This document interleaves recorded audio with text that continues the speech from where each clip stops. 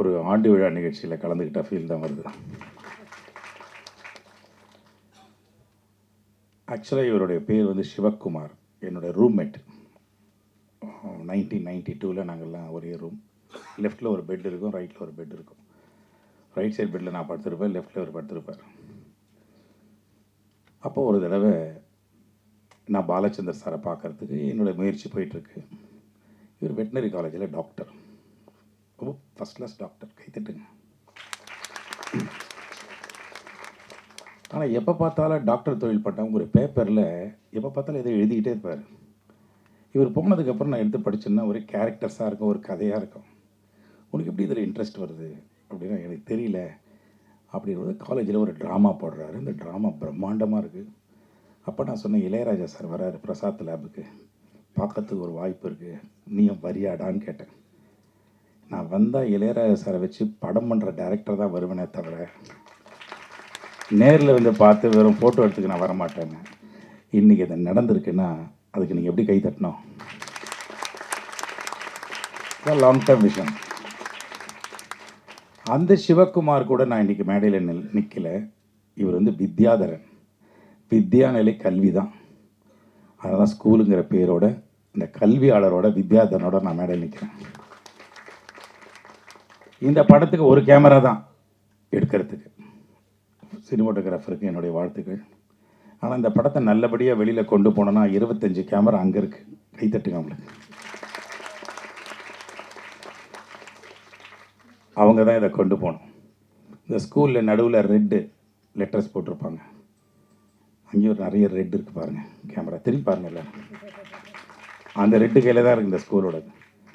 So அவர் பேசும்போது, ஷாம் பேசும்போது சொன்னார், நீங்கள் போகிற இடத்துல இந்த ஸ்கூல் படத்தை பற்றி நீங்கள் சொல்லணும் தாமுன்னு. நான் போகிற இடத்துலலாம் இந்த ஸ்கூலை பற்றி, இந்த படத்தை பற்றி எங்கிட்ட சொன்னால் தான் அது கிரேட் சக்ஸஸ். படம் பார்த்தீங்களா, ரொம்ப நல்லா இருக்கு அப்படி. பொதுவாகவே நான் வந்து நிறைய பேர் சொன்னாங்க சினிமாவுக்கு நான் முழுக்க போட்டேன். சத்தியமாக கிடையாது. பத்திரிகை நண்பர்கள் நோட் பண்ணிங்க. நான் 2029 மறுபடியும் வந்துடுவேன். 50 லட்சம் மாணவர்களை சந்திக்கணும். நான் இன்னும் 50 லட்சம் சந்திக்கலை. 31 லட்சம் மாணவர்கள் தான் சந்திச்சிருக்கேன் இன்னும் இருக்குது. அதனால் ஒரு கடமை. டாக்டர் கலாம் அவர்கள் எனக்கிட்ட கட்டளை. வேறு யாருன்னா கட்டளை இட்டு இருந்தானா கூட பாதியில் போயிருப்பேன். அவர்கிட்ட கட்டளை ரொம்ப நல்லா போயிட்டுருக்கு, பிரம்மாண்டமாக போயிட்டுருக்கு. ஸோ அதனால் முதல்ல வித்யாதரனுடைய அம்மாவுக்கு எல்லோரும் கையை உயர்த்தி தட்டுங்க. இங்கே தான் இருக்காங்க. அம்மா எங்கே இருக்கு? அம்மா எழுந்து நெல்லுங்க. எங்கே இருக்கீங்க பார்க்க? தாயே, அந்த தாய்க்கு கை தட்டுங்க எல்லோரும். அந்த தாய் தான் இந்த மகனை ஈன்றது.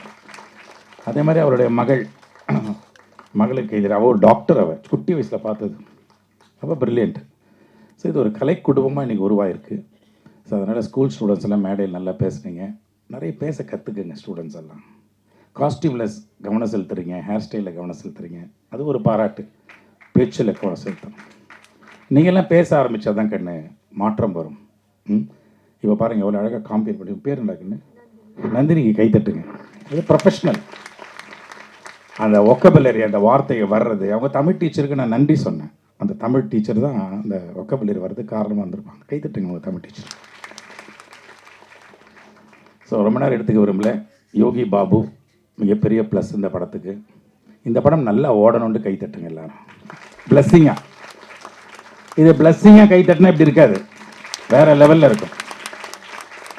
நல்லா. ஸோ இளையராஜா முதல் கதாநாயகன் இந்த படத்துக்கு, பெரிய ப்ளஸ் அவருக்கு.